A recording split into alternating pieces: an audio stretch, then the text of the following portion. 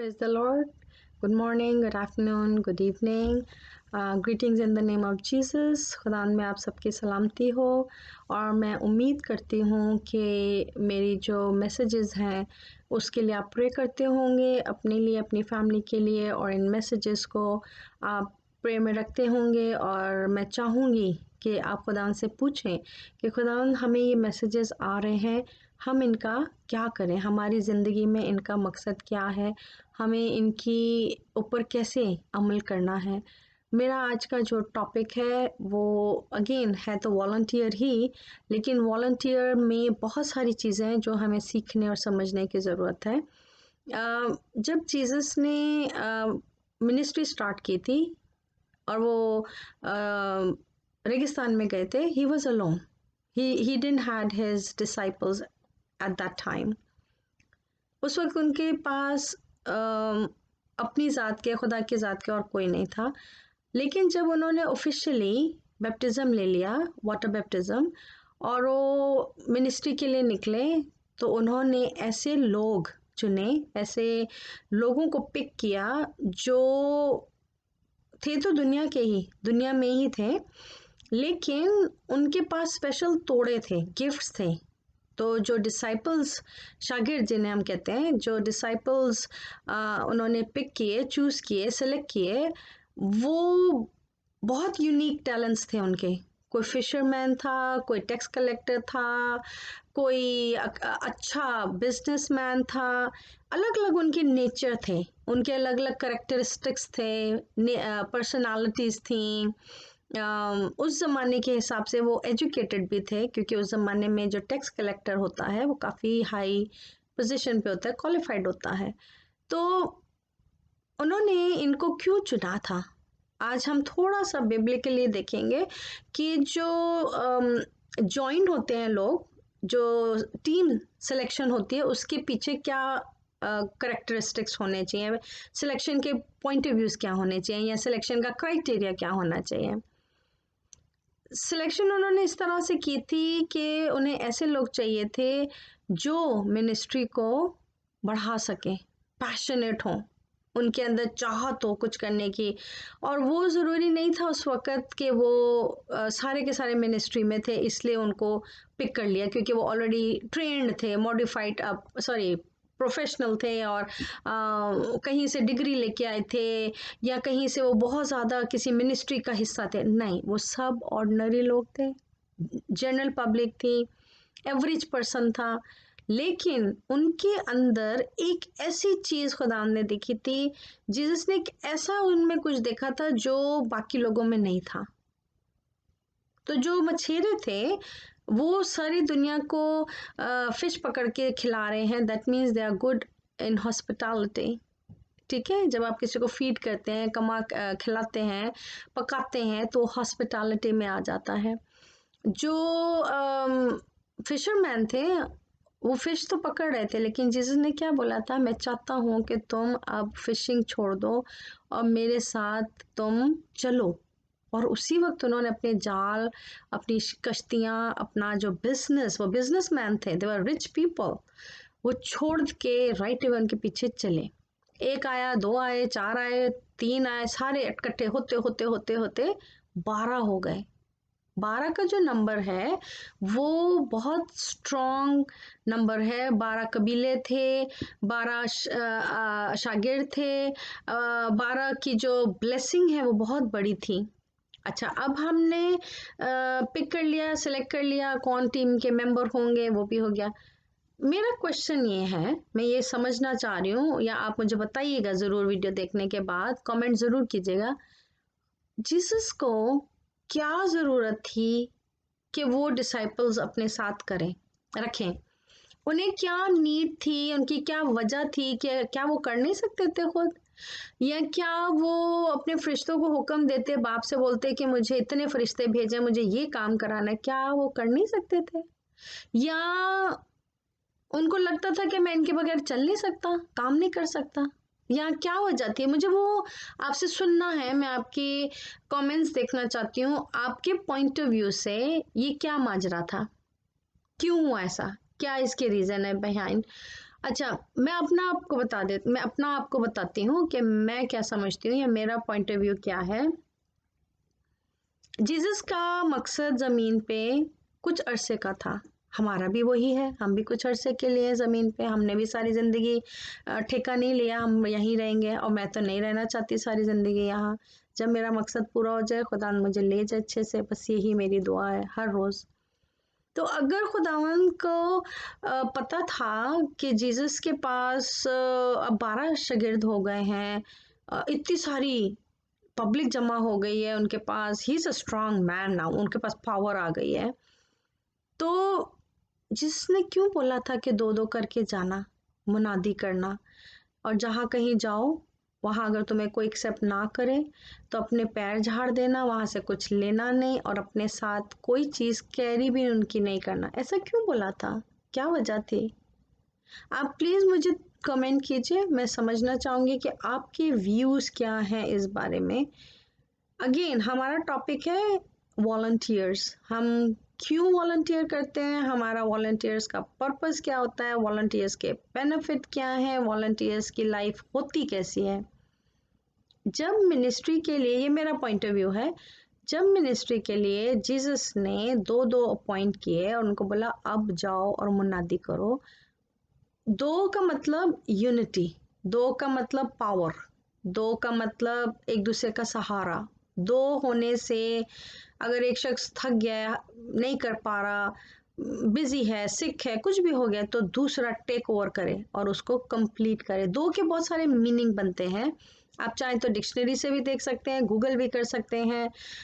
दुआ कीजिए कि खुदा आपको आपका जो दो का नंबर है वो आइडेंटिफाई करे कि आपके लिए वो दो नंबर क्या है। दो नंबर से मतलब नंबर टू, नॉट गलत वाला नंबर, दो number, number two which is two.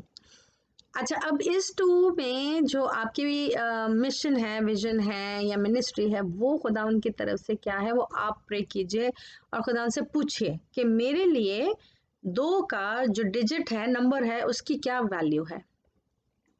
अच्छा, अब शागिर्द तो चले गए, उन्होंने प्रीचिंग शुरू कर दी। कुछ की प्रीचिंग में कुछ डिस्टरबेंस भी हुई, कुछ की प्रीचिंग साथ चल नहीं सकी, वो हम फिर कभी बात करेंगे, there was another topic on that. But जो दो थे, जहाँ कहीं भी गए वो कामयाब हुए, और खुदा ने उनसे कहा था, ये इंस्ट्रक्शन थी जिसे हम हुक्म भी कहते हैं, कि तुमने अगर तुम्हें कोई कबूल ना करे तो उसको, उसका कुछ लेके नहीं आना, कैरी नहीं करना, और अपने पैरों की मिट्टी भी जो है वो झाड़ देना, यानी आपने वहां मुड़ के पीछे जाना ही नहीं कभी भी। अब ये भी हुक्म है कि ठीक है हमने ये करना है। अब ये जो दो थे, वो रास्ते भर में बातें भी करते होंगे, वो रास्ते भर में सोचते भी होंगे कि हम जाएंगे तो क्या मैसेज देंगे। हो सकता है वो प्रेयर करते हों, हो सकता है वो थक गए हों और किसी की टांग में दर्द हो रही हो या किसी के सर में दर्द, तो हो सकता है दूसरा उसको टेक केयर भी कर रहा हो सकता है एक शिप चला रहा हो और एक सो रहा हो, फिर दूसरा उठे तो दूसरा चला। यू डोंट नो एग्जैक्टली कि उस ट्रेवलिंग टाइम में, उस प्रीचिंग टाइम में जहाँ उन्होंने जाना था, काम करना था, प्रीच करना था, उस बीच में जो टाइम फ्रेम था, वो दो जो हम नंबर की बात कर रहे हैं, उन्होंने दोनों ने क्या किया एज अ ह्यूमन। मैं समझती हूँ कि वो एक दूसरे का सहारा बने, एक दूसरे का दुख सुख में, खुशी में, गम में साथ उन्होंने दिया, वॉलंटियर किया। ये पेड जॉब्स नहीं थी, उन्हें खुदा ने जा कहा जाओ तो वो गए। उन्होंने क्वेश्चन नहीं किया कि हमें कितने पैसे मिलेंगे, हमें क्या फ़ायदा है। मैं जब भी किसी को वॉलंटियर के लिए कहती हूँ तो वो सबसे पहले मुझसे एक क्वेश्चन करते हैं, मेरा क्या फ़ायदा इसमें, मुझे क्या मिलेगा। अच्छा, अब आपके क्वेश्चन का आंसर मैंने बहुत दफ़ा पहले भी कोशिश की है देने की, आज फिर करती हूँ। जो वॉलंटियर मेरे साथ करेगा उसको मैं एक इन राइटिंग लेटर दिया है, उसे हमने लिखा, उसमें मैंने लिखा है कंपनी के लेटर हेड पे कि मैं आपका मार्केटिंग, एडवर्टाइजिंग, प्रमोशन वो फ्री करूँगी, आपका इंटरव्यू, एक्सक्लूसिव इंटरव्यू होगा वो फ्री होगा, आपकी जो मैंने यहाँ जितने मेरे कनेक्शन हैं उनसे मिलाना, इंट्रोडक्शन कराना है वो मैं फ्री करूँगी। और जो भी आपका टैलेंट है, सपोज आप वीडियो मेकर हैं तो आपको फिल्म क्रेडिट्स में वो भी मिलेगा। अच्छा, ये जो चीज़ें हैं ये इस दुनिया में, और मुझे लगता है पाकिस्तान में भी ये पेड होती हैं। अगर आप किसी चैनल पे जाके इंटरव्यू देना चाहें या किसी के साथ पॉडकास्ट पे इंटरव्यू करना चाहें तो उसका पे करना पड़ता है, बट मैं आपसे चार्ज नहीं कर रही। मैं आपसे डिमांड नहीं करूंगी कि मैंने 10 घंटे लगा दिए तो अब आप पर आवर के हिसाब से मुझे 2,000 $2,000 दे दें, ऐसा कुछ नहीं मैं मांग रही।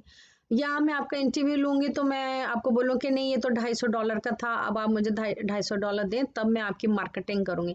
अच्छा, जो हैना स्ट्रीम है ये जब तक जिंदा रहेगी ज़मीन पे तब तक आपका नाम वॉलंटियर के अंदर जो आपने काम किया है उसके साथ जुड़ा रहेगा। ये फ्री मार्केटिंग है लाइफ टाइम की। एक तो ये अपॉर्चुनिटी आपको मिली, दूसरा जहाँ हैनास ड्रीम जाएगी, प्रीमियर है, गैलर्स हैं, डिस्ट्रीब्यूशन है, जो कुछ भी होगा हैनास ड्रीम के साथ वो भी आपको क्रेडिट मिलेगा। क्रेडिट का मतलब है फिल्म इंडस्ट्री में ये बहुत बड़ी बात होती है कि आपको फिल्म में नाम डाला गया है, चाहे आपने वॉलंटियर किया है, चाहे आपने कुछ भी किया, उसके अलग अलग कैटेगरीज होती हैं जहाँ पर वो डाला जाता है नाम।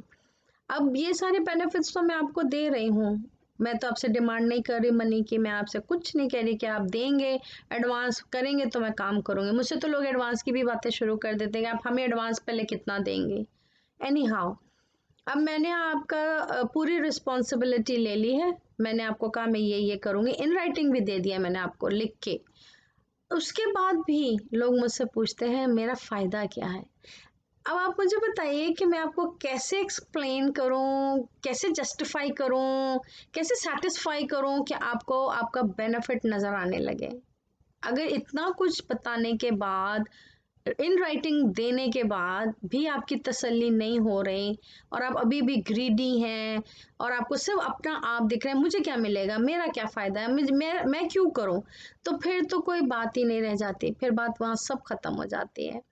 एनी हाउ, मैं आपसे फिर यही कहूँगी, आप अपनी लाइफ का जो 2.5 आवर्स हैं जो खुदावन ने आपको दिए हैं, ये आपका नहीं है, ये खुदा ने आपको वो दिन दिया है, वो ज़िंदगी दी है, ये उसकी दायकी है और ये आपकी प्रॉपर्टी भी नहीं है कि आप उस 2.5 आवर्स को रख लें और खुदावन को बोलें कि नहीं मैं तो नहीं करूँगी करूँगा, ये तो मेरा ही टाइम था। आप उस टाइम को चाहे टीवी के सामने लगा दें, चाहे घूमने घुमाने में लगा दें, फ़ोन पे लगा दे, whichever you want to do, but ये खुदावंद का टाइम है, ये खुदावंद के लिए है, खुदावंद के लोगों के लिए है, खुदावंद की मिशन विजन जो उसके प्रोजेक्ट्स हैं, ये उसका टाइम है, ये आपका अपना टाइम नहीं है। सो ये जो आपका क्वेश्चन है मैं क्यों करूं, ये तो मेरे लिए है ही नहीं, ये तो मेरे लिए फ़ायदा ही नहीं है, मेरे पास तो टाइम ही नहीं है। मुझे ऐसे भी लोग हैं जो बोलते हैं मेरे पास टाइम ही नहीं है। ओके, अगर आपके पास खुदा के लिए, खुदा के लोगों के लिए, खुदा के कामों के लिए टाइम नहीं है, that's a very dangerous situation, you're in a big trouble. अगर आपके पास खुदावंद के लिए, खुदा की रूहों के लिए, खुदावंद की राहों के लिए, काम के लिए टाइम नहीं है, it's a very very scary, very difficult situation. आपकी लाइफ में मुझे नहीं लगता कि कोई बहाली आएगी, कोई तरक्की आएगी, मुझे नहीं लगता खुदावंद आपके लिए कहाँ से रास्ते का, आपके लिए बहुत सारी चीज़ें जो हैं वो रुकी पड़ी हुई हैं, आपकी जो ग्रोथ है वो नहीं हो रही। क्यों? क्योंकि आपने खुदावंद का टाइम नहीं दिया, खुदावंद के लोगों को देखा नहीं, परसिक्यूटेड चर्च को देखा नहीं, उसकी खिदमत नहीं की।